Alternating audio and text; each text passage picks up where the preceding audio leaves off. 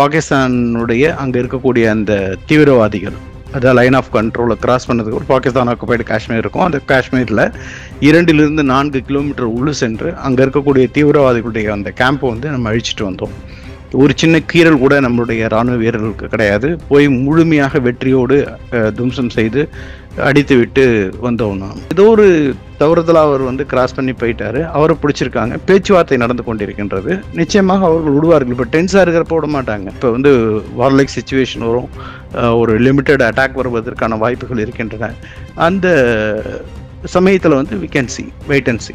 அங்கே பாகிஸ்தானில் பார்க்குறப்ப அவர் எந்த ஒரு ஃப்ரண்ட்டில் இருக்கக்கூடிய ஒரு இராணுவ வீரர்களை சந்தித்ததாகவோ, இல்லை இராணுவத்தினுடைய அந்த பார்டர் ஏரியாவுக்கு போய் விசிட் பண்ணதாகவோ, இல்லை மிகப்பெரிய ஒரு மீட்டிங் வச்சு அதை பற்றி அவர்களோடு உரையாடினதாகவோ எந்த ஒரு இதுவும் வந்து மீடியா சேனல்ஸில் வரல. ஆகையால் அது மிகப்பெரிய ஒரு ஒரு செட்பேக்காக இருக்குது பாகிஸ்தானுக்கு. அங்கே வந்து ஒரு நிலையான ஒரு இராணுவம், ஒரு ஸ்ட்ராங்கான ஒரு இராணுவம், அது ஆப்ரேஷனல் ரெடினஸ்ன்னு சொல்லணும், போருக்கு தயாரான நிலையில் உள்ள இராணுவம் அப்படிங்கிறது இல்லை. ஒரு தலைச்சிறந்த ஒரு இராணுவ தளபதி, அதை வழிநடத்தி செல்லக்கூடிய ஒரு இராணுவ தளபதியும் அங்கே இல்லை அப்படின்னு பார்க்க முடிகின்றது. எங்கள்கிட்ட நியூக்ளியர் இருக்குன்னு அவங்க வந்து அந்த டிட்டரன்ஸ்ன்னு சொல்லுவோம், அதை வைத்து நம்மளை வந்து அடிப்பணியை வைக்க முடியுமா அப்படிங்கிறத வந்து பார்க்குறாங்க. அது வந்து நடக்காத விஷயம். ஆகையால் அவர்களுக்கு தெரியும், நம்ம அப்படி ஏதாவது பண்ணோன்னா அதோடைய அடி எப்படி நமக்கு விழும், அப்படி அடி விழும்பொழுது நம்மளுடைய தேசம்ங்கிறது வந்து இந்த மேப்பில் இருக்குமா இருக்காதா அப்படிங்கிற பல விஷயம் அவர்களுக்கு தெரியும். நிச்சயமாக நம்ம இராணுவர்கள்லாம் வீரர்கள்லாம் அப்படின்னு கேட்டால் அவர்கள் நாட்டினுடைய மக்கள், அதனுடைய சேஃப்டி, அவர்களுடைய பாதுகாப்பது, அதுதான் அவருடைய மூச்சு காற்றாகவும் உயிராகவும் இருக்கும். அவர் பாக்கி எதுவுமே கிடையாது இந்திய இராணுவத்தினருக்கு. அதனால இவங்க வந்து கவலைப்படாமல் வந்து போய் இறங்கி சண்டை போடுவாங்க. ஆனால் அவர்கள் சண்டை போடுறது தயாராக இருக்க மாட்டோம். முதலே ஓடி போயிடுவாங்க. சீனா இருக்காங்கன்னா சீனா எந்த அளவுக்கு செய்வாங்க? சீனா வந்து 1965 வாரில் செஞ்சாங்களா, போரில் செய்தார்களா?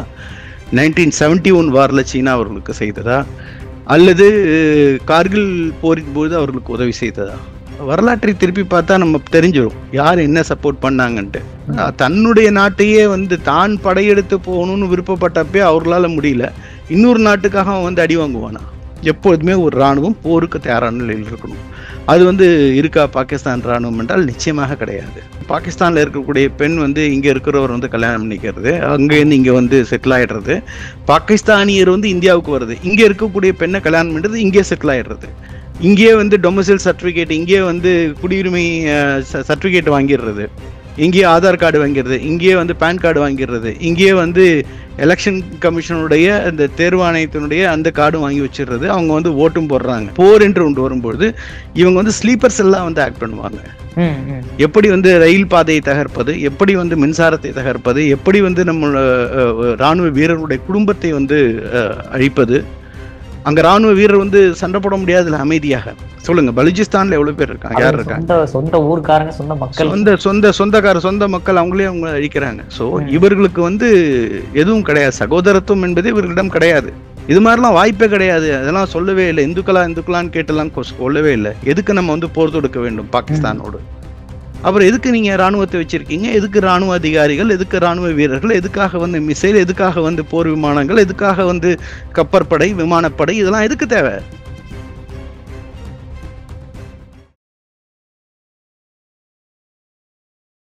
இளைய பாரத நேயர்களுக்கு வணக்கம். இன்னைக்கு நம்ம நேர்காணல நம்ம சிறப்பு விருந்தினர் ஓய்வு பெற்ற ராணுவ அதிகாரி கர்னல் தியாகராஜன் சார் அவர்கள் தான் நம்மளோட இணைஞ்சிருக்காரு. சார் வணக்கம் சார். வணக்கம் சார். இப்போ வந்து இந்தியா வந்து பல மெஷர்ஸ் எடுத்துக்கிட்டு இருக்காங்க.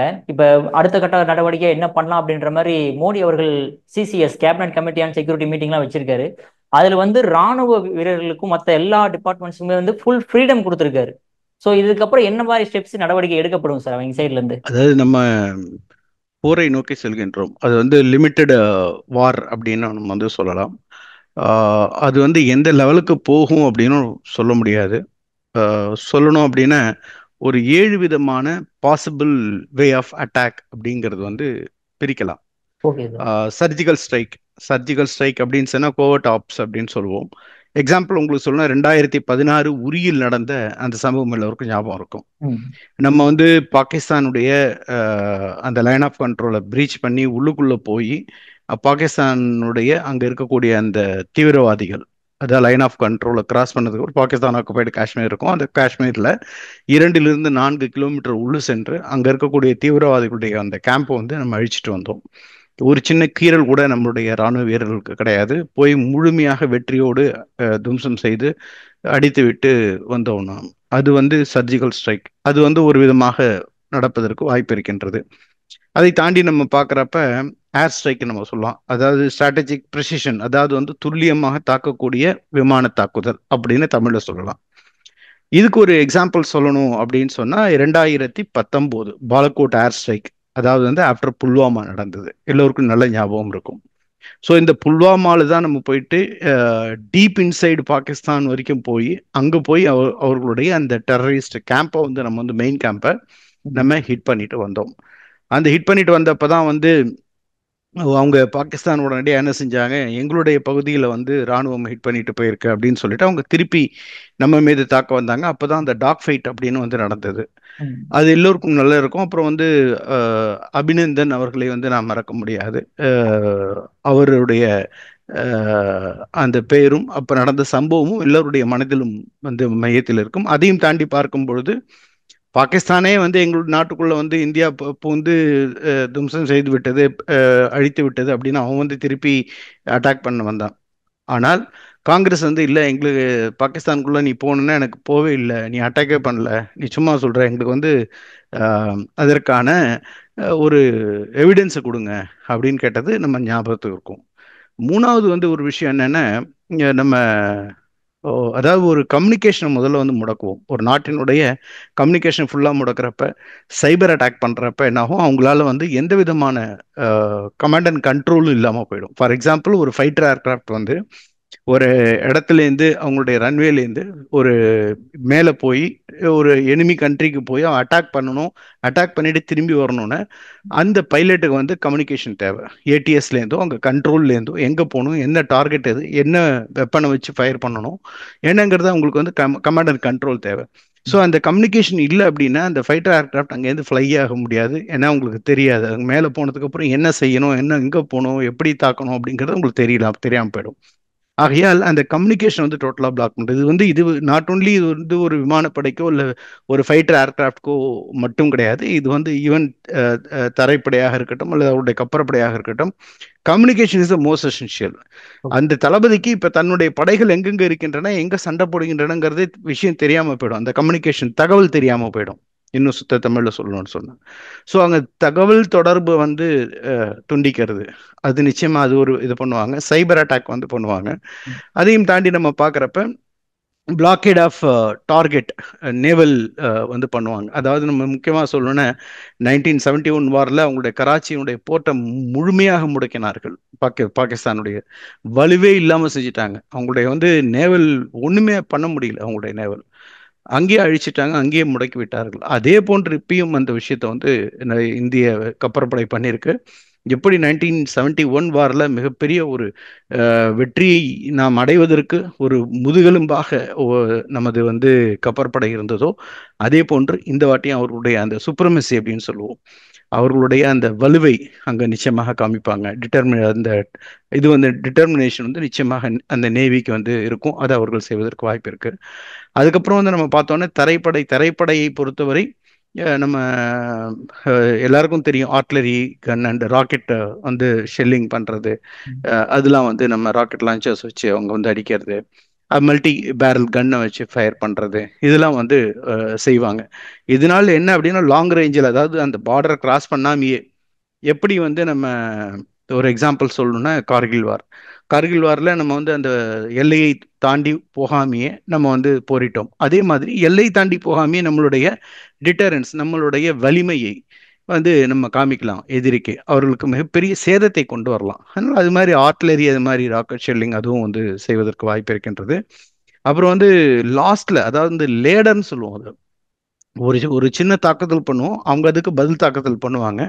பதில் தாக்குதல் எந்த அளவு இருக்கோ அதுக்கு மேலே அடுத்த தாக்குதல் நம்ம வந்து பண்ணுவோம்.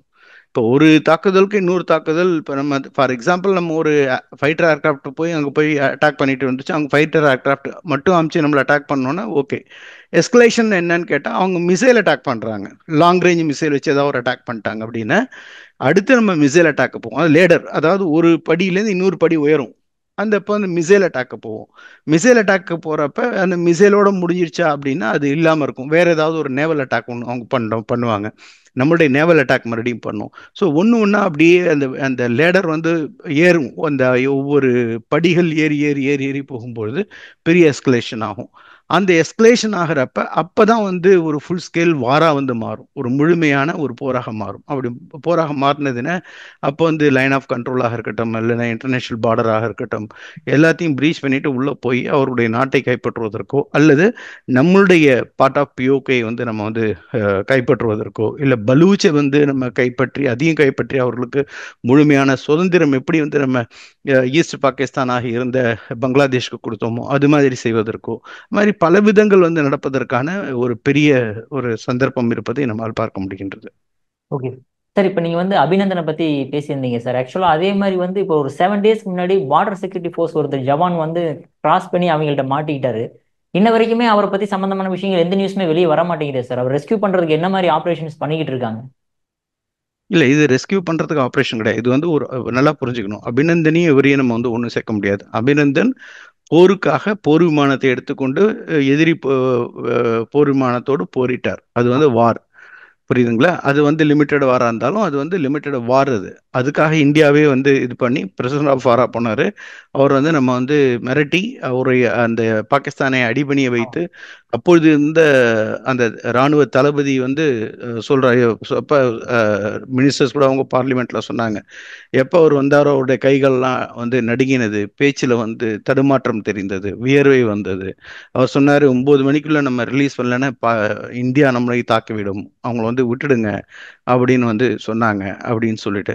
அது மாதிரி வந்து அந்த நிலை வந்து அவங்களுக்கு கொண்டு வரலாம் நம்ம. ஆனால் இது எப்படின்னா ஒரு பார்டரில் சில சமயம் வந்து அந்த அதாவது இது எங்கே நார்மலாக ஏற்படும் அப்படின்னா இன்டர்நேஷ்னல் பார்டர்ஸ் அந்த ஏரியாவில் தான் பிரச்சனை வரும். அது மாதிரி இடத்துல வந்து அந்த அந்த எஸ்பெஷலி அந்த வந்து நம்ம பார்த்தோன்னா இந்த பஞ்சாப் சைடு இருக்கக்கூடிய பாகிஸ்தான் பார்டர், பஞ்சாப் சைடில் இருக்கக்கூடிய இந்த பாகிஸ்தான் பார்டரில் வந்து ஈஸியாக வந்து தெரியாமல் போகிறதுக்கு வாய்ப்பு இருக்கும். அங்கே வந்து அங்கங்கே வந்து போஸ்ட் இருக்கும். மிகப்பெரிய ஒரு இது இருக்காது. பார்டர்ஸ் வந்து தாண்டணும்னா அந்த வேலியெல்லாம் இருக்கக்கூடிய அந்த இதெல்லாம் வந்து அங்கே வந்து இருக்காது. அந்த அந்த பார்டர் வரைக்குமே வந்து அங்கே விவசாயம் பண்ணிட்டு இருப்பாங்க அங்கே இருக்கக்கூடிய பஞ்சாபை சேர்ந்தவர்கள். ஸோ வந்து ஏதோ ஒரு தவறுதலா அவர் வந்து கிராஸ் பண்ணி போயிட்டாரு. அவரை பிடிச்சிருக்காங்க. பேச்சுவார்த்தை நடந்து கொண்டிருக்கின்றது. நிச்சயமாக அவர்கள் விடுவார்கள். இப்போ டென்ஸா இருக்கிறப்ப விட மாட்டாங்க. கொஞ்ச நாள் கழிச்சு வந்து விடுவார்கள். அவர் வந்து போரிட செய்வதற்கோ இல்லை ஒரு விஷயத்துக்கோ போல. ஸோ அப்படி இருந்ததுன்னா வேற டேர்ன் ஆகும். அப்படி இல்லை நிச்சயமாக அவர்களை அடிப்படை வைப்பார்கள். இப்போ வந்து வார்லைக் சுச்சுவேஷன் வரும். ஒரு லிமிட்டட் அட்டாக் வருவதற்கான வாய்ப்புகள் இருக்கின்றன. அந்த சமயத்தில் வந்து we can see, wait and see. Okay sir. Sir இப்போ அங்கிருந்து இப்போ நிறைய நியூஸஸ் வந்து நம்மளுக்கு கன்ஃபர்மேஷன் நியூஸா இல்லையான்னு தெரியல சார். பட் ஆனால் அங்க இருக்கக்கூடிய ஆர்மி சீஃப் உடைய ஃபேமிலிலாம் வந்து வெளியூர் கூட்டு போயிட்டாங்க. முக்கியமான பொலிட்டிஷியன்ஸ் ஃபேமிலிஸ்லாம் வெளியே அனுப்பிட்டாங்க. ஏன்னா வார் வரப்போகுது அப்படின்ற மாதிரி விஷயங்கள்லாம் அங்கே போயிட்டு இருக்கே சார். அதோட உண்மைத்தன்மை என்ன சார் அதெல்லாம்?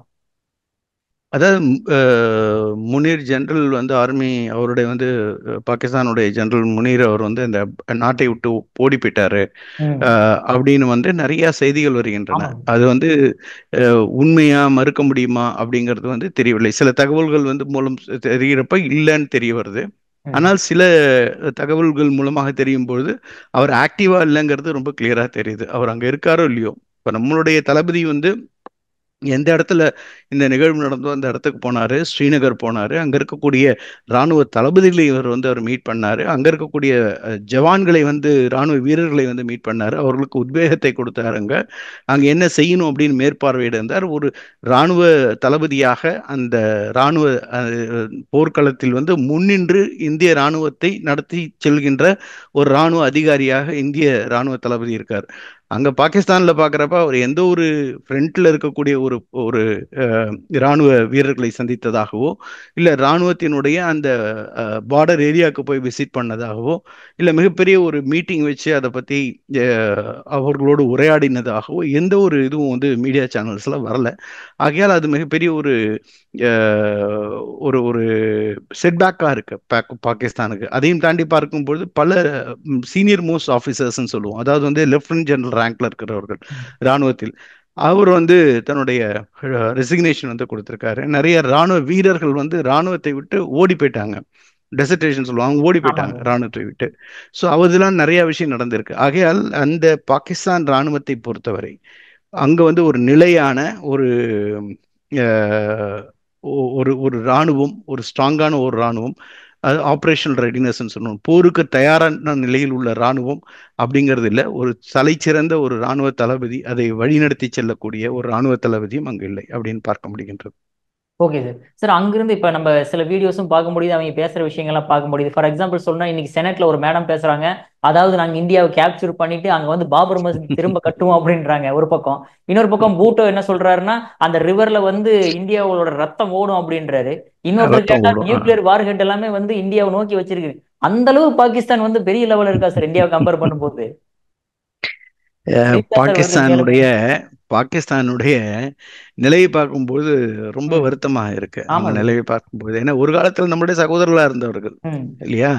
ஸோ அது நிலையை பார்க்கும்போது கொஞ்சம் வருத்தமாக தான் இருக்கு. அவங்க என்னென்ன அஹ், சொல்லுவாங்க, எதுக்கு எடுத்தாலும் நியூக்ளியரை பத்தி பேசுவாங்க. நம்ம ஊர்ல ஏதோ ஒரு சின்ன பையனை கூப்பிட்டு டேய் அப்படின்னு சொன்னா அவன் என்ன சொல்லுவான், ஏய் அழுதுகிட்டே சொல்லுவான், எங்க அப்பா கிட்ட சொல்லுவேன், எங்க அம்மா கிட்ட சொல்லுவேன் அப்படின்னு, எங்க மாமா கிட்ட சொல்லுவேன் அப்படின்னு. அது மாதிரி எங்கள்கிட்ட நியூக்ளியர் இருக்கு, எங்கள்கிட்ட நியூக்ளியர் இருக்குன்னு அவங்க வந்து நியூக்ளியரை பத்தி பேசுறாங்க. நாங்கள் வந்து போரிடுவோம், ம். நாங்கள் எங்களுடைய நாட்டினுடைய இறையாண்மையை காப்போம், எங்களுடைய நாட்டு மக்களை எங்களால் காக்க முடியும் அப்படின்னு சொல்லாம எங்கள்கிட்ட நியூக்ளியர் இருக்கு, எங்கள்கிட்ட நியூக்ளியர் இருக்குன்னு அவங்க வந்து அந்த டிட்டரன்ஸ்ன்னு சொல்லுவோம், அதை வைத்து நம்மளை வந்து அடிபணிய வைக்க முடியுமா அப்படிங்கிறத வந்து பார்க்குறாங்க. அது வந்து நடக்காத விஷயம்.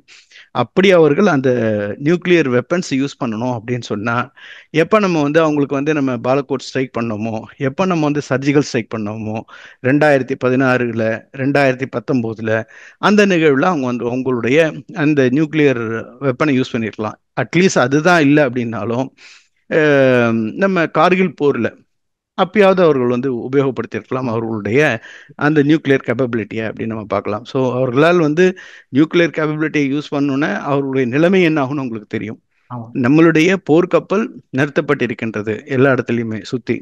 அதில் வந்து ஆன்டி மிசைல்ஸ் சிஸ்டம்ஸ்லாம் இருக்கு ம். நம்மக்கிட்டே. S-400 வந்து பெரிய சிஸ்டம் வந்து ரஷ்யா கிட்ட வாங்கினது இருக்கு. பல விஷயங்கள் நம்ம கிட்ட இருக்கு. ஸோ ஆகையால் அவர்களுடைய அந்த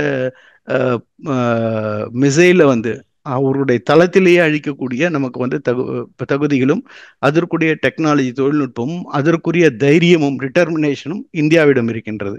ஆகையால் அவர்களுக்கு தெரியும் நம்ம அப்படி ஏதாவது பண்ணோன்னா அதோடைய அடி எப்படி நமக்கு விழும், ஆமா. அப்படி அடி விழும்பொழுது நம்மளுடைய தேசம்ங்கிறது வந்து இந்த மேப்ல இருக்குமா இருக்காதா அப்படிங்கிற பல விஷயம் அவர்களுக்கு தெரியும் நிச்சயமாக. ஆகையால் முக்கியமா சொல்லணும்னா பாகிஸ்தான் ராணுவத்தை பொறுத்தவரை அவர்களுக்கு வந்து ரொம்ப பிடிச்சது அப்படின்னு சொன்னா அவருடைய மனைவி, மக்கள், ம். சொந்தக்காரன், அவங்க சொத்து. அந்த ராணுவத்துல சேர்ந்து என்னென்ன கொள்ளையடிச்சு வச்சிருக்காங்களோ அங்க எப்படின்னு கேட்டீங்கன்னா அங்க ஒரு பிசினஸ் ராணுவம்ங்கிறது. அவங்க தான் தொழிற்சாலை எல்லாம் நடத்துவாங்க, அவங்க கண்ட்ரோல்ல தான் இருக்கும்.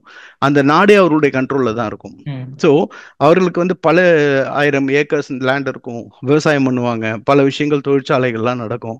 ஸோ அவர்களுக்கு வந்து அவருடைய சேஃப்டி தான் அவங்களுக்கு முக்கியம். நம்ம ராணுவர்கள்லாம் வீரர்கள்லாம் அப்படின்னு கேட்டா அவர்கள் நாடு, நாட்டினுடைய மக்கள், அதனுடைய சேஃப்டி, அவருடைய பாதுகாப்பது, அதுதான் அவருடைய மூச்சு காற்றாகவும் உயிராகவும் இருக்கும்.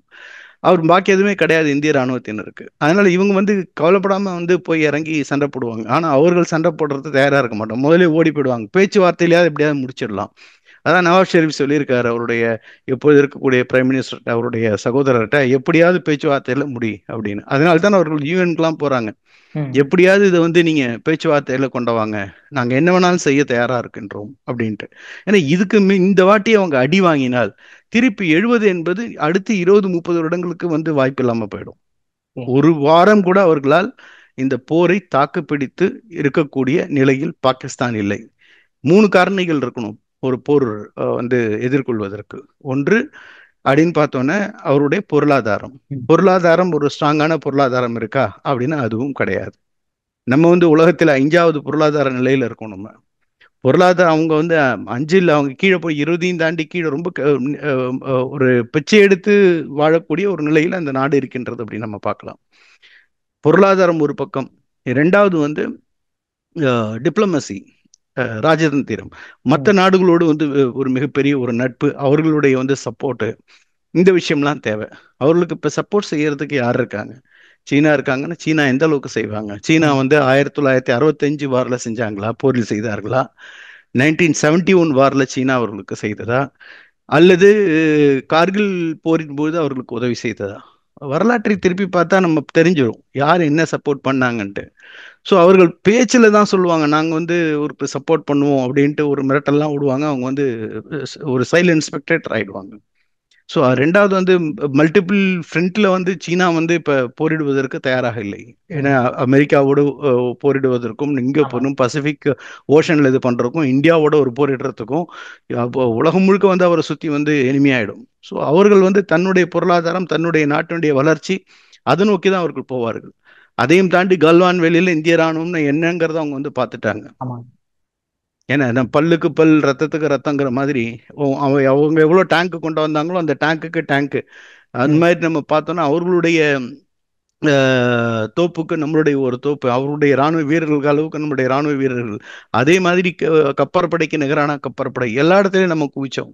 ம். அதுக்கப்புறம் தான் உங்களுக்கு வழி தெரியாம இந்த ராணுவ இந்தியாவை வந்து மிரட்டி பார்க்க முடியாது இப்பொழுது இருக்கின்ற தலைமையில், இப்பொழுது இருக்கின்ற ராணுவத்தில், அப்படிங்கிறதுனால தான் அவர்கள் பணிந்து போனார்கள்.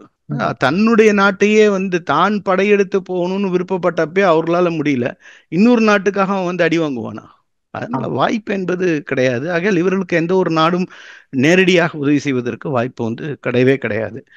மூன்றாவது ராணுவம், அதாவது ஆபரேஷனல் ரெடினஸ், போருக்கு தயாரான நிலை அப்படின்னு சொல்லுவோம். எப்பொழுதுமே ஒரு ராணுவம் போருக்கு தயாரான நிலையில் இருக்கணும். அது வந்து இருக்கா பாகிஸ்தான் ராணுவம் என்றால் நிச்சயமாக கிடையாது. சார் எக்ஸாம்பிள் நீங்க கடைசியா பாருங்க, ஆ. அங்க இருக்கிற ராணுவ வீரர்கள் ஓடி போறாங்க. அங்க இருக்கக்கூடிய ஜெனரல் வந்து ரெசிக்னேஷன் லெட்டர் கொடுக்குறாரு. தளபதி ஒரு கரெக்டான ஒரு ஒரு ஆக்ஷன், ஒரு ப்ளூ பிரிண்ட் போட்டு என்ன பண்ணணும் என்ன செய்யணுங்கிறதே வந்து தளபதி வந்து செய்யல. அவர் ஒரு வந்து ஒரு போரினுடைய முதல் அந்த மனிதராக முன்னின்று வந்து அந்த படையை நடத்த வேண்டும். அங்க எங்க இருக்காருன்னு தெரியல.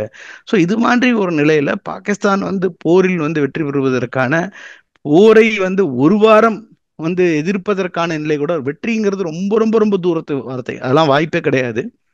ஒரு வாரம் எடுத்து செல்ல முடியுமா, ஒரு வாரம் இந்தியாவுடைய போரை தாக்கு பிடிக்க முடியுமா அப்படின்னாலே அது மிகப்பெரிய ஒரு சவாலாகவும் மிகப்பெரிய ஒரு சரிவையும் அவர்களுக்கு கொடுக்கும் அப்படின்னு நினைக்கிறேன். சார் கடைசியா ஒரே ஒரு கொஸ்டின் சார். இப்ப அதாவது இந்தியாவில் வந்து பார்த்தோம் அப்படின்னா இப்ப பாகிஸ்தானுக்கு அனுதாப அலைன்ற விஷயத்தை வச்சு மாத்த ட்ரை பண்றாங்களான்னு தோணுது சார். எக்ஸாம்பிள் சொல்லணும்னா இப்ப டெல்லியில வந்து ம். ட்ரீட்மெண்ட்டுக்காக வந்த ஒரு குழந்தை வந்து உடனே இப்ப நீ போக சொன்னீங்கன்னா எப்படி அப்படின்ற மாதிரி கேக்குறாங்க சார். இன்னொருத்தர் வந்து பார்த்தோம் அப்படின்னா ம். பெண்மணிகள்லாம் இல்ல நாங்க இங்கேயே வாழ்ந்துடும், திடீர்னு பாகிஸ்தான் போக சொன்னா பாகிஸ்தான் போறது. ஒரு ஆர்மி ஆபீசரா இந்த மாதிரி சுச்சுவேஷன்ல எப்படி சார் ஹேண்டில் பண்றது இப்ப? அதாவது நீங்க ஒரு போர் என்று வந்து விட்டால் உங்க நாடு தான் முதன்மை, நாட்டு மக்கள் ம். தான் முதன்மை, நாட்டினுடைய பாதுகாப்பு தான் முதன்மை. இதுல ஒரு நிறைய விஷயம் வந்து நமக்கு தெரிய வந்திருக்கு. அதாவது நாட்டுக்கே தெரியாத பல விஷயங்கள், ம். அதாவது அண்டர் த கார்பெட் வந்து நடந்து கொண்டிருந்த பல விஷயங்கள் தெரியுது. அதாவது வந்து இந்த ஒரு கல்யாண ஜிஹாத், இந்த மேரேஜ் ஜிஹாத் அப்படிங்கிற மாதிரி ஒரு விஷயம் இப்ப பேசப்படுகின்றது. என்னன்னா, அங்க இருக்கக்கூடிய பாகிஸ்தான்ல இருக்கக்கூடிய பெண் வந்து இங்க இருக்கிறவர் வந்து கல்யாணம் பண்ணிக்கிறது, அங்க ஆமா. இருந்து இங்க வந்து செட்டில் ஆயிடுறது. பாகிஸ்தானியர் வந்து இந்தியாவுக்கு வருது, இங்க இருக்கக்கூடிய பெண்ணை கல்யாணம் பண்றது, இங்கே செட்டில் ஆயிடுறது. ம். அதை விட பெரிய விஷயம் என்னன்னா, படிக்க வர்றது இங்க ஒரு டெம்பரரி விசால அப்படியே இங்க தங்கிடுறது. இங்கேயே வந்து டொமிசைல் சர்டிபிகேட், இங்கேயே வந்து குடியுரிமை சர்டிபிகேட் வாங்கிடுறது, இங்கேயே ஆதார் கார்டு வாங்கிடுறது, இங்கேயே வந்து பேன் கார்டு வாங்கிடுறது, இங்கேயே வந்து எலெக்ஷன் கமிஷனுடைய அந்த தேர்வாணையத்தினுடைய அந்த கார்டும் வாங்கி வச்சிடுறது. அவங்க வந்து ஓட்டும் போடுறாங்க. ம். இவங்க எந்த பிரஜை? இவங்க வந்து பாகிஸ்தான், ஆனா எங்க வந்து வாக்களிக்கின்றார்கள்? இந்தியாவில் வந்து வாக்களிக்கின்றார்கள். இந்திய மக்களோடு இந்தியராக அவர் வந்து கலந்து விட்டார்கள். தெரியவே இல்லை ம். யாரு எங்கேருந்து வந்தாங்க, எப்படி இவங்க வந்து இவங்களுக்கு வந்து ஆதார் கிடைச்சது, எப்படி தேர்தல் ஆணையத்தினுடைய அந்த எலெக்ஷன் கார்டு வந்து இவங்களுக்கு எப்படி கிடைச்சது, இவங்க எப்படி வந்து இங்க வந்து ஓட்டு போடுறாங்க. இது பல விஷயங்கள் இப்ப வந்து நமக்கு வந்து வெளியில வந்திருக்கு. ஆகையால் இதெல்லாம் வந்து நிறைய வெளியில வந்திருக்கு. இப்ப நீங்க பாத்தீங்கன்னா நிறைய விஷயங்கள் காஷ்மீர்ல பாக்குறப்ப, எஸ்பெஷலி நம்ம பார்த்தோம்னா அந்த ஸ்ரீநகர் சைடுல வந்து இது ரொம்ப அதிகமா இருக்கின்றது. அங்கேருந்து வர பெண்மணி வந்து அழறாங்க. அங்க வந்து ஒரு ஆண் வந்து ரொம்ப வருத்தப்பட்டு சொல்றாரு, ஆமாங்க. நான் 14 வயசில் வந்தேன், நான் இங்கே தான் 10th படித்தேன், இங்கே தான் 12th படித்தேன், இங்கே தான் எனக்கு வந்து எல்லா சர்டிஃபிகேட்ஸும் வாங்கினேன், இப்போ நான் வந்து சிஎஸ் வந்து ஃபைனல் இயரில் இருக்கேன். ம். எப்படி இருக்க முடிஞ்சது? இவருக்கு வந்து இங்க இருப்பதற்கான காலாவதியாகிவிட்டது. வந்த அந்த பாஸ் ஆமாங்க. கொடுத்த விசா காலாவதியானவர் எப்படி இவருக்கு வந்து இங்கே வந்து நேஷன்லயே இருக்கணும்னு எப்படி விருப்பப்படுறாங்க, அதை நம்ம எப்படி ஏற்க முடியும் அப்படிங்கறது எனக்கு புரியவில்லை. ஆமா சார், இந்த மாதிரி அதாவது விஷயத்துக்காக தான் வந்து சிட்டிசன் அமெண்ட்மெண்ட் ஆக்டும் கொண்டு வந்தாங்களா சார்? ஆமா ஆமா, அது அது மாதிரி சிட்டிசன் அமெண்ட்மெண்ட் ஆக்ட் வந்து கொண்டு வந்ததுக்கு பல காரணங்கள் இருக்கு. இது வந்து அதையும் தாண்டி இது வந்து அந்த லோக்கல் போலீஸினுடைய அங்க இருக்கக்கூடிய ஆமா. அமைப்பினுடைய பல கேள்விகள் வந்து எழுகின்றது. அவர்கள் ஏன் வந்து காக்கவில்லை அப்படின்ட்டு. ஏன் இப்ப கூட நம்ம பார்க்கலாம், இங்க பங்களாதேஷ் ஏன் அவ்வளவு தூரம் போகணும்?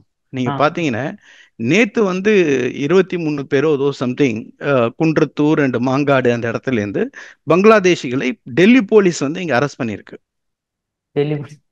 டெல்லி போலீஸ் வந்து இங்க வந்து அரெஸ்ட் பண்ணியிருக்கு, ஆ. மாங்காடு அண்ட் குன்றத்தூர் அந்த ஏரியால. நேத்து இன்னைக்கு காலையில நான் வந்து பார்த்தேன். ஆ. ரொம்ப அதிர்ச்சியாக இருந்தது. இரண்டு இடத்துல வந்து கிட்டத்தட்ட 23 30 பேரும், ஐம் நாட் ஷூர், நம் எண்ணிக்கையில வந்து தவறு இருக்கலாம், ஆனா ம். அரெஸ்ட் பண்ணியிருக்காங்க. 20க்கும் மேற்பட்டவர்கள் அரெஸ்ட் பண்ணியிருக்காங்க. ட்வீட் கூட நான் போட்டிருந்தேன்.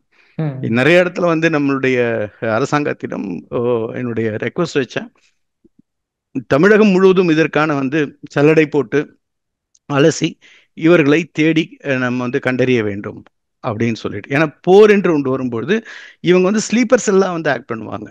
ம். ம். எப்படி வந்து ரயில் பாதையை தகர்ப்பது, எப்படி வந்து மின்சாரத்தை தகர்ப்பது, எப்படி வந்து நம்ம ராணுவ வீரர்களுடைய குடும்பத்தை வந்து அழிப்பது. அங்க ராணுவ வீரர் வந்து சண்டை போட முடியாதுல்ல அமைதியாக.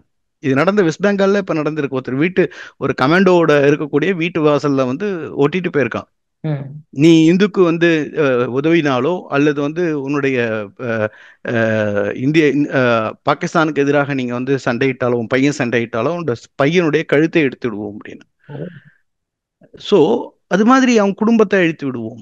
அது மாதிரி அவன் வந்து எழுதி ஓட்டிட்டு போயிருக்கான் அவன். இன்னைக்கு நியூஸா இருக்காது. ஸோ அது மாதிரி ஸ்லீப்பர் செல்ஸ் வந்து கொஞ்சம் கொஞ்சமா எழுந்துப்பாங்க. அவங்களுடைய வந்து ஸ்லீப்பர் செல்ஸ் ஒன்று, இன்னொன்று வந்து அவங்களுக்கு வந்து சிம்பத்தைசர்ஸ், அவர்களிடம் வந்து கனிவு காண்பிப்பவர்கள், அவர்களோடு வந்து பாகிஸ்தான் தான் நம்மளுடைய சகோதரர்கள் அப்படின்னு பேசுறவங்க நிறைய பேர் இருக்காங்க. ம். எனக்கு ஒரு வரலாற்றை திருப்பி பார்க்கும் பொழுது ஒரு விஷயம் அழகா தோணுச்சு. இஸ்லாமியர்களை அதிகமாக கொன்ற ஒரு நாடு எது அப்படின்னு பாக்குறப்ப பாகிஸ்தான் தான். ஓ. Okay sir. இஸ்லாமியர்களை அதிகமாக கொன்ற நாடு எதுன்னா பாகிஸ்தான். வரலாறு ம். கூறுகின்றது, போய் பார்க்கணும் நம்ம. ம். ஜியாவுல்லக் வந்து எப்ப வந்து அவர் ஜெனரலா இருந்தாரோ அப்ப வந்து அவர் கிட்டத்தட்ட ஒரு 10,000 பாலஸ்தீனியர்களை கொன்று குவித்தார். வரலாற்றை திரும்பி பார்க்கறப்ப தெரியும் அவர் என்ன செஞ்சாருன்ட்டு. பணத்திற்காக 30 லட்சம் பங்களாதேஷிகளை கொன்று குவித்தது இதே இந்த பாகிஸ்தான் தான். அது மாதிரி நீங்க பாத்தீங்கன்னா 2 லட்சம் பலுஜிஸ் அவர்களை கொன்று குவித்ததும் இதே இந்த பாகிஸ்தான் ராணுவம் தான். அப்புறம் பாத்தீங்கன்னா ஆப்கானிஸ்தான்ல கிட்டத்தட்ட 4 லட்சம் பேர் ஆப்கானிஸ்தானர்களை கொன்றவர்கள் இவர்கள். ம். ஆப்கானிஸ்தான்ல யார் இருக்காங்க? யாராவது இருக்காங்களா? முஸ்லீம்கள் தான். அதனால தான் ஆப்கான்காரன் இவனை கண்டா பிடிக்கல, திருப்பி அடிக்கிறான். இப்ப ம். குடைச்சல் கொடுத்துட்டே இருக்காங்க ஆப்கானிஸ்தான்காரங்க. அது மாதிரி பங்களாதேஷை யார் வந்து போய் அழிச்சது? அது மாதிரி நம்ம பார்த்தோன்னே பாலஸ்தீனியர்கள் யாரு? அவர்களை இப்ப எப்படி இது பண்ணாங்க? ஏன் ம். பலுச்சிஸ்தான்ல யார் இருக்காங்க? சொல்லுங்க, பலுச்சிஸ்தான்ல எவ்வளவு பேர் இருக்காங்க? யார் அதுவும் இருக்காங்க? சொந்த சொந்த ஊர்க்காரங்க, சொந்த மக்கள். சொந்த மக்கள், அவங்களே அவங்க அழிக்கிறாங்க. சோ ம். இவர்களுக்கு வந்து எதுவும் கிடையாது, சகோதரத்துவம் என்பது இவர்களிடம் கிடையாது. ம். இன்னொரு ஒரு விஷயம் என்னன்னா, நம்மளுடைய இந்தியாவிலிருந்து எப்ப நம்ம வந்து 1947 வந்து நாடு பிரிந்ததோ, ஆம், அஹ், அப்போ வந்து இந்தியர்கள் நிறைய பேர் வந்து பாகிஸ்தான் போறோம், அவர்கள் மீது நட்பு இருந்தது, அன்பு இருந்தது. அன்பின் காரணமாக இங்கேருந்து போனாங்க. சில பேர் அங்கேருந்து வரமாட்டேன்னு அங்கேயே உட்காந்துட்டு இருந்தாங்க. ம். அஹ், அவர்களை வந்து தன்னுடைய சகோதரர்களாகவும் தன்னுடைய பாகிஸ்தானியர்களாமே அவங்க வந்து மதிக்கல. அவங்கள என்ன சொல்லுவான, இந்துஸ்தானி முஹஜர் அப்படிம்பாங்க. அவன் இந்துஸ்தானி முஹஜர் தான் சொல்லுவான் தவிர அவன் வந்து ம். பாகிஸ்தானின்னு சொல்ல மாட்டாங்க. அவர்களை கொண்டு குவித்திருக்கின்றார்கள். ஆகையால் நீ அவனை சகோதரன்னு சொல்றான், அவன் ஒன்னு சகோதரன் நினைக்கவே இல்லை, அவனுக்கு ஈக்குவலாவே நினைக்கிறது கிடையாது. ஆமா. அதையும் தாண்டி இந்தியா, நீங்க வந்து இந்திய மக்கள்னு விடுங்க, இந்திய அரசு அவர்கள் மீது வந்து கனிவு கொண்டு எப்ப வந்து சுதந்திரம் கிடைக்கிறப்ப எனக்கு தனி நாடு வேணும்னு கேட்டாங்கன்னா தனி நாடு கொடுத்தோம் நம்ம. ம். தனி நாடு கொடுத்த உடனடியா இந்திய மீது படையெடுத்து வந்தான். தனி நாடு கொடுத்த உடனடியா நம்ம மீது உடனடியா படையெடுத்து வரான். ஆமாங்க. சரின்னு சொல்லிட்டு அப்புறம் பாகிஸ்தான் ஆக்குபைடு காஷ்மீரை வந்து அவன் பிடிச்சிக்கிட்டான். சரி நீ சின்ன தம்பி, நீ வீட்டில் வந்து எப்படி அண்ணன் வந்து மனசு பெரிய மனசு கொண்டு தம்பி ஏதாவது எக்ஸ்ட்ரா கேட்டால் கொடுத்துருவாரு. பரவாயில்லப்பா எடுத்துக்கோப்பா, இந்த சொத்து தானே, நீ எடுத்துக்க தம்பி, நீ எடுத்துக்க அப்படிம்பாரு. அதே மாதிரி நம்ம வந்து நம்முடைய சகோதரன் தான், நம்ம தம்பி தான் அப்படின்னு நம்ம வந்து பிஓக்கையும் அவங்க வந்து அப்பொழுது இருந்த தலைமை வந்து கொடுத்து விட்டது. பலமுறை வந்து நமக்கு வந்து போர் வந்தது. 1971 மிகப்பெரிய ஒரு இழப்பு அவர்களுக்கு. 93,000 ராணுவ வீரர்கள், பாகிஸ்தான் ராணுவ வீரர்கள் இந்திய ராணுவ வீரர்களிடம் சரணடைந்தார்கள். உலகத்திலே அவ்வளவு பெரிய சரணடைஞ்சது எந்த ராணுவமும் கிடையாது, அவங்கதான். சின்ன கண்ட்ரி, மிகப்பெரிய ராணுவம் சரணடைஞ்சது அப்படின்னு பார்த்தா அது பாகிஸ்தானுடைய ராணுவம் தான். அப்படி சரணடைந்த பிறகு நம்ம கேப்சர் பண்ணோம். கிட்டத்தட்ட வந்து 15,000 ஸ்கொயர் கிலோமீட்டர் ஏரியா வந்து நம்ம வந்து கவர் பண்ணியிருந்தோம். அவங்களுடைய பஞ்சாப்லேருந்து ஆரம்பிச்சு பல இடங்கள் வந்து நம்ம வந்து கவர் பண்ணியிருந்தோம். அவங்க வந்து கேப்சர் பண்ணியிருந்தோம் நம்ம. இது 1971 கேப்சர் பண்ணது, 72 சிம்லா அக்ரிமெண்ட்ல தான் அவங்களுக்கு திருப்பி கொடுக்குறோம். ஆனா ஏன் நம்ம வந்து அவங்க சிம்லா அக்ரிமெண்ட் அப்ப நம்மளுடைய பிஓகே வாங்காம எப்படி அதை நம்ம திருப்பி கொடுத்தோங்கிறது பல கேள்விக்குறியாக இருக்கின்றது. ஆமாங்க. சரி, அதெல்லாம் விட்டுடுங்க. அவ்வளவு பெரிய பெரிய மனம் உங்களுக்கு காமிச்சோம். இன்னி வரைக்கும் வந்து இண்டூஸ் ரிவர் வந்து எவ்வளவு போர் வந்தாலும் அவங்களுக்கு கொடுத்தோம், எவ்வளவு நீ தீவிரவாதி அமிச்சாலும் ஆமாங்க. அவங்களுக்கு கொடுத்தோம், எவ்வளவு உதவி தேவைப்பட்டாலும் ஃபர்ஸ்ட் வந்து நம்ம தான் உங்களுக்கு உதவி பண்ணிக்கிட்டு இருக்கோம். நேச்சுரல் கலாமிட்டி அது மாதிரி வரும்பொழுது நம்ம ஒரு 1990s கிட்ட தான் இப்ப ரொம்ப அதிகமாக வந்து அவங்களுக்கு வந்து உதவக்கூடிய ஒரு, அவங்களுக்கு வந்து ஏன் போர் தொடுக்கணும், அவங்களும் நம் மக்கள் தான் அப்படிலாம் நிறைய பேர் பேசுறவர் இருக்காங்க. அது 90s கிட்டுக்காக நான் ஒரு சொல்ல விருப்பப்படுறேன். ஓகே. வரலாற்றை திருப்பி பார்க்கணும். 1991 agreement on advance notification of military exercise, நம்ம வந்து அவங்களோட ஒரு எம்ஓயு ஒன்று போட்டோம். ரெண்டு பேரும் வந்து அமைதியை காக்க வேண்டும், நோட்டிபிகேஷன் கொடுக்கணும். நம்ம வந்து ஏதாவது வந்து ராணுவத்தினுடைய பயிற்சி பண்ணா அவங்களுக்கு நோட்டிபிகேஷன் கொடுப்போம், அவங்க பயிற்சி பண்ணா நம்ம கொடுப்போம். ரெண்டு பேரும் வந்து இல்ல அவங்க பயிற்சி பண்றாங்களோ இல்ல நம்ம தாக்க வராங்களோங்கிற அந்த பயம் இருக்கக்கூடாது அப்படிங்கிறதுக்காக 1992 கெமிக்கல் வெப்பன் நம்ம மேனுஃபேக்சர் பண்ணக்கூடாது, அவங்களும் மேனுஃபேக்சர் பண்ணக்கூடாதுன்னு ஒரு அக்ரிமெண்ட் ஒன்று போட்டோம். 1997 கம்போசிட் டயலாக் வந்து நம்ம பண்ணோம், இனிஷியேட் பண்ணோம். அதுல வந்து லாகூர் டிக்ளரேஷன் 1999 லாகூர் டிக்ளரேஷன் நம்ம வந்து பண்ணோம். லாகூர் அப்புறம் வந்து 1999 இருந்து அதை மறக்க முடியாத ஒரு விஷயம் நம்ம வந்து பார்க்கலாம். நம்ம அடல் பிகாரி வாஜ்பாய், மறைந்த மரியாதைக்குரிய மதிப்பிற்குரிய பாரத பிரதமர் அடல் பிகாரி வாஜ்பாய் அவர்கள் வந்து பாகிஸ்தான் போறாரு. நவாஸ் ஷெரீஃபை வந்து போய் பார்த்து லாகூர் டிக்ளரேஷன்ல சைன் பண்ணி அவரோடு வந்து அந்த அமைதியை காப்பதற்காகவும் எல்லா மறுபடியும் வந்து இந்த நம்மளுடைய ஜம்மு அண்ட் காஷ்மீர் ப்ராப்ளம், எல்லை ப்ராப்ளம் எல்லாத்தையும் விட்டு ஒரு அமைதியை கொண்டு வரணும் அப்படின்னு சொல்லிட்டு மறுபடியும் போறாரு அவரு. போறப்ப அவர் அங்க போறாரு, விசிட் நடக்குது. அப்போ வந்து கார்கிலினுடைய போருக்கான அந்த தயாரியை வந்து யார் பண்ணிட்டு இருக்காரு, முஷரப் பண்றாரு. அவர் இங்க வராரு, உடனடியாக கார்கில் போர் நடக்குது. எப்படி முதுகுல குத்துறாங்க பாருங்க. சரி, அதுதான் முடிஞ்சிச்சு அப்படின்னா மறுபடியும் என்ன செய்யறோம் நம்ம வந்து அந்த, அதாவது நம்ம சொன்ன நம்மளுடைய இந்தியாவில் இருக்கின்றவர்களுக்கு பரந்த மனப்பான்மை. மறுபடியும் என்ன செய்யறோம், 2001 ஆக்ரா சமிட். யார் வந்து அந்த பர்வீஸ் முஷரப் வந்து இந்த கார்கில் போருக்கு ஒரு முக்கியமான கர்த்தாவாக இருந்தாரோ அவரையே நம்ம கூப்பிடுறோம் 2001க்கு. 99 நடக்குது, 2001 2 வருடங்கள் அவர் நம்ம வந்து ஆக்ரா சமிட்டுக்கு கூப்பிடுறோம். அங்க கூப்பிட்டு அவரோட பர்வேஸ் முஷரஃபோடு மறைந்த முன்னாள் பிரதம மந்திரி வாஜ்பாய் அவர்கள் வந்து ஆக்ரால வந்து பேச்சுவார்த்தை வந்து நடக்குது. அதுவும் வந்து அவன் சிக்னேச்சர் போட முடியாதுன்னு வந்துட்டு அவர் போயிட்டார் அவரு. ஏன்னா நம்ம வந்து தீவிரவாதத்தை ஒழிக்க வேண்டும் சொன்னோம், அவர் அதை பத்தி முடியாதுன்னு சொல்லிட்டு கிளம்பி போயிட்டார் அவரு. அதோட நிற்கல, 2004 ரிசம்ஷன் ஆஃப் கம்போசிட் டயலாக் நம்ம பண்ணோம். 2011 மறுபடியும் வந்து திம்பு மீட் அப்படின்னு சொல்லிட்டு நம்ம பெரிய ஒரு டாக் வந்து நடந்தது. அப்புறம் 2015 உஃபா மீட்டிங், நம்மளுடைய பாரத பிரதமர் வந்து மோடி அவர்கள் நவாஸ் ஷெரீஃபை அவர்களை போய் மீட் பண்ணி அவர் வந்து மறுபடியும் அந்த அமைதி பேச்சுவார்த்தைக்காக நிறைய முடிவு பண்ணார். அவர் ரொம்ப நிறைய ஸ்டெப்ஸ் எடுத்தார் அப்படின்னு நம்ம வந்து சொல்லலாம். அதுவும் வந்து ஒண்ணும் இல்லாமல் போயிடுச்சு. அதுக்கப்புறம் 2021 சீஸ்ஃபயர் அக்ரிமெண்ட் பண்ணோம். நம்ம வந்து சுதந்திரம் அடைந்ததுலேருந்து அவர்களுக்கு வந்து நம்ம வந்து நேசக்கரம் தான் நீட்டிட்டு இருக்கோம். அவர்கள் கொடுப்பது என்ன, தீவிரவாதம். அவர்கள் கொடுப்பது என்ன, நமது நாட்டு மக்களை அழிப்பது. அவர்கள் கொடுப்பது என்ன, நாட்டினுடைய ஒற்றுமையை அழிப்பது. அவர்கள் கொடுப்பது என்ன, நாட்டில் இருக்கக்கூடிய சகோதரத்துவத்தை வந்து சீர்கெடுப்பது. அப்படி வந்து நம்ம நாடு முழுக்க வந்து அவர் சீர்கெடுத்து கொண்டு வருகின்றார்கள். அப்படி இருக்கும் பொழுதும் இங்கு இருக்கின்ற சில நபர்கள், அவர்களுடைய புரொபகண்டா அப்படின்னு சொல்லுவோம். அதாவது வந்து பொலிட்டிக்கல் பொய்யான பொலிட்டிக்கல் அஜெண்டா. செய்திகளை, பொய்யான பொலிட்டிக்கல் அஜெண்டா, பொய்யான செய்திகளை பரப்புவது. ம். என்ன, இந்திய ராணுவ தளபதி ஓடிவிட்டார், இந்திய ராணுவம் வந்து சொல்கின்றது இந்த இடத்துல இருந்து எங்களை வந்து அமுச்சிட்டாங்க, இங்கேருந்து தான் வந்து தீவிரவாதிகள் சென்றார்கள். அது மாதிரி ஸ்டேட்டு தான் வந்து இதை வந்து வடிவமைச்சிருக்கு இந்த டெரரிசத்தை. ம். அதே மாதிரி பார்க்கும் பொழுது ஒரு இந்திய ராணுவ வீரர் மாதிரி ஒரு பாகிஸ்தானுடைய பன்னின்னு சொல்லலாம், அவன் இன்னும் பேசிட்டு இருக்கான். நான் ம். இந்திய ராணுவத்தினுடைய அதிகாரி, வந்து என்ன வந்து ஆமாங்க. அந்த இடத்துக்கு போகக்கூடாதுன்னு சொல்லிட்டாங்க, அது பண்ணிட்டாங்க இது பண்ணிட்டாங்கன்னு அந்த வீடியோவை வந்து வைரல் பண்றாங்க தமிழ்நாட்டில். இதோட வெக்கக்கேடு எதுவும் கிடையாது. அவர்கள் வந்து பாரதிய ஜனதா கட்சியினுடைய தலைவர் வந்து மோடியை வந்து அவங்க வந்து பிரைம் மினிஸ்டர் மோடியை வந்து அவர்கள் வந்து குறை சொல்வதாக நினைத்துக்கொண்டு இந்திய இறையாண்மைக்கு எதிராக, இந்தியாவிற்கு எதிராக போர் நடக்கக்கூடிய இந்த நிலையில் பாகிஸ்தான் என்ன கூறுகின்றதோ அந்த வார்த்தைகளை பேசிக் கொண்டிருக்கின்றார்கள். ம்.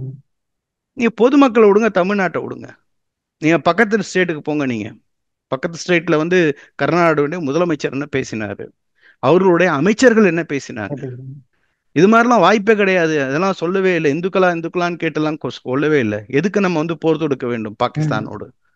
அப்புறம் எதுக்கு நீங்க ராணுவத்தை வச்சிருக்கீங்க, எதுக்கு ராணுவ அதிகாரிகள், எதுக்கு ராணுவ வீரர்கள், எதுக்காக வந்து மிசைல், எதுக்காக வந்து போர் விமானங்கள், எதுக்காக வந்து கப்பற்படை விமானப்படை, இதெல்லாம் எதுக்கு தேவை? நாட்டின் மீது ஒருத்தன் வந்து தாக்குகின்றான்னா அவனை திருப்பி தாக்குறதுக்கு தான் வச்சிருக்கோம் நம்ம. ம். சும்மா வந்து உட்காந்து வச்சுக்கிட்டு நம்ம வந்து செலவு பண்ணி கண்ணில் வச்சுக்கிட்டு கிடையாது. இது நாட்டின் மீது வந்து ஒரு பற்று இருக்க வேண்டும். அது அவங்களுக்கு இருக்கான்னு பெரிய கேள்விக்குறியா இருக்கு. அவர் பேசக்கூடிய அந்த விஷயத்தை பார்க்கும்போது உண்மையாக உங்களுக்கு நாட்டுப்பட்டு இருக்கான்னு கேட்கக்கூடிய ஒரு கேள்விக்குறியா வந்து இருக்கிறத பார்க்க முடிகின்றது. அதை விட தாண்டி போகும்போது அதே அந்த காங்கிரசினுடைய ஃபேமிலி, அதாவது அவங்களுடைய வாத்ரா. வந்து தலைமை தலைமை ஃபேமிலியில வந்து பார்க்குறப்ப தலைமை காங்கிரசினுடைய ஃபேமிலினாலே ஒன்னே ஒன்று தான், அது வந்து அஹ், நேரு வழி வந்த ம். காந்தி ஃபேமிலி அப்படின்னு சொல்லலாம் இல்லையா? ஸோ நேரு வழி வந்த காந்தி ஃபேமிலியில வந்து அவருடைய மருமகன் திரு ராபர்ட் வாத்ரா அவர்கள் வாத்ரா. என்ன சொல்றாரு, அவரு எக்ஸாக்டா அந்த டெரரிஸ்ட் என்ன சொல்லிட்டு போனானோ அந்த வார்த்தைகளை சற்று மாற்றி சொல்கின்றார், அவ்வளவுதான். ம். முஸ்லிம்கள் இங்க நசுக்கப்படுகின்றார்கள், அதனால் ஏற்பட்ட இன்சிடென்ட்ஸ் தான் இது. இது வந்து திரு மோடி அவர்களுக்கு கொடுத்த மெசேஜ் அப்படின்னு சொல்றாரு அவர், ஆமா சார். நடந்த சில நாட்கள்ல. இதை விட மோசமா ஒருத்தர் வந்து பாகிஸ்தானுக்கு சப்போர்ட் பண்ணி இங்க இருந்து பேசக்கூடியவர்கள் இருப்பார்களா? போர் வருகின்ற நிலை, நம்மளுடைய சகோதரர் 26 பேரை இழந்திருக்கோம். எவ்வளவு பேர் சுடுபட்டு என்னென்ன உறுப்பை இழந்து என்ன நிலைமையில இருக்காங்கன்னு நமக்கு தெரியாது. 26 பேரை மட்டும் தான் நம்ம பேசிட்டு இருக்கோம். எவ்வளவு பேர், எவ்வளவு குழந்தைகள் தன்னுடைய தந்தையை இழந்திருக்கின்றார்கள், எவ்வளவு பெண்கள் தன்னுடைய கணவனை இழந்திருக்கின்றார்கள், எவ்வளவு வந்து சகோதர சகோதரிகள் தன்னுடைய சகோதரனை இழந்திருக்கின்றார்கள், எவ்வளவு வந்து ஒரு அன்னை வந்து தன்னுடைய தாய் தந்தை தன்னுடைய குழந்தையை இழந்திருக்கின்றார்கள், பையனை இழந்திருக்காங்க. எந்தவித உணர்வும் கிடையாது.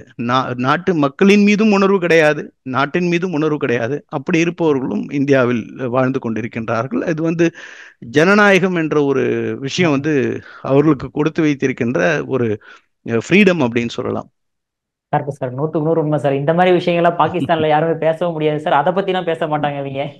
அந்த அளவுக்கு தான் சார் எந்த நாட்டிலையும் பேச முடியாது, இந்தியாவை தவிர எந்த நாட்டிலையும் பேச முடியாது. சீன நிச்சயமா. போர் நடந்தது.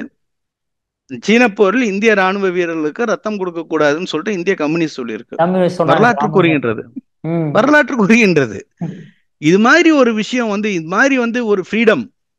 நீ என்ன வேணாலும் பேசுப்பா, நீ நாட்டுக்கு எதிர்த்து வேணாலும் பேசு, நீ என்ன வேணாலும் பேசு, யாரை வேணாலும் எதிர்த்து பேசு, உனக்கு நாங்க சுதந்திரம் கொடுத்துருக்கோம் அப்படின்னு அவர்களையும் வந்து வளர்க்கக்கூடியது இந்த இந்தியாவினுடைய அந்த ஒரு தனி ஒரு தன்மை அப்படின்னு நம்ம வந்து பார்க்கலாம். சகிப்புத்தன்மை இந்தியர்களுக்கு ரொம்ப அதிகம். ஆமாங்க. அதுக்கு வந்து அளவே கிடையாது. எல்லையை தாண்டிய சகிப்புத்தன்மை. மற்ற நாடுகள்லாம் இது நடக்காது. இந்த எவ்வளவு அமைதியான, எவ்வளவு சகோதரத்தோடு நாம் இருந்தோம். இந்த அமைப்புகள் தான், இந்த அரசியல் அமைப்புகள் தான் இஸ்லாமியர்களுக்கும் இந்துக்களுக்கும் நடுப்புறம் வந்து பிரிவினைவாதத்தை கொண்டு வர்றது. 1970 என்பதெல்லாம் என் கண்முன் இருக்கின்றது. என்னுடைய வந்து வாலிப பருவம். என்னுடைய எவ்வளவு நண்பர்கள் வந்து இஸ்லாமிய நண்பர்கள், ஒன்றாக படித்தோம். அப்போ வந்து இவர் இஸ்லாமியம்ங்கிற தனி மதம், நான் ஒரு தனி மதம்ங்கிற உணர்வே இருக்காது. அவர்கள் கொண்டு வர உணவை நாங்க சாப்பிடுவோம், நாங்க கொண்டு வர உணவை சாப்பிடுவோம். அந்த ஒரு சகோதரத்துவம், உயிரோடு உயிர் கொடுக்கக்கூடிய அந்த ஒரு சகோதரத்துவம் வந்து இருந்தது. தோளோடு தோள் கொடுக்கக்கூடிய அந்த சகோதரத்துவம் இருந்தது. இன்று அது இருக்கின்றதாங்கிறது ஒரு கேள்விக்குறியா இருக்கு. ஏன்னா அந்த அமைப்புகளை வந்து ஏற்படுத்தியாச்சு.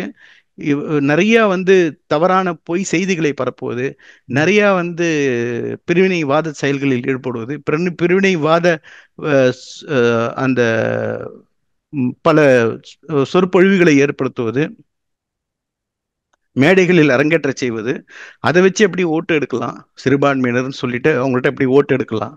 ஆனா அவர்களுக்காக எதுவும் இன்னி வரைக்கும் யாரும் செஞ்சது கிடையாது. இஸ்லாமியர்களுக்காக, மீனவர்களுக்காக, இல்ல வந்து பழங்குடியினர்களுக்காக, பிற்பட்டவர்களுக்காக ஏதாவது செஞ்சிருக்காங்களா?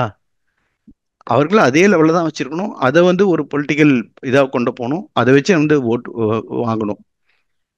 அதான் வந்து இந்தியாவினுடைய சாபக்கேடாக இந்தியாவில் இருக்கின்ற பல அரசியல் அமைப்புகள் வந்து இதை வந்து பின்பற்றுகின்றார்கள் என்பது மிகவும் வருத்தத்திற்குரியதாக இருக்க வேண்டும். இதற்கு அறிந்து இந்திய மக்கள் தான் வந்து பல்லடி கொடுக்கக்கூடிய நிலையில் இருக்கின்றார்கள் நினைக்கிறேன். நிச்சயமா சார். சார், அற்புதமான கருத்துக்களை சூப்பரா எக்ஸ்பிளைன் பண்ணீங்க சார். உங்க பொன்னான நேரத்தை இளைய பாரதம் நேரில் ஒதுக்குனதுக்கும் மிக்க நன்றி சார். நன்றி, வணக்கம், ஜெய்ஹிந்த், ஜெய் பாரத், வந்தே மாதரம். ஜெய்ஹிந்த் சார்.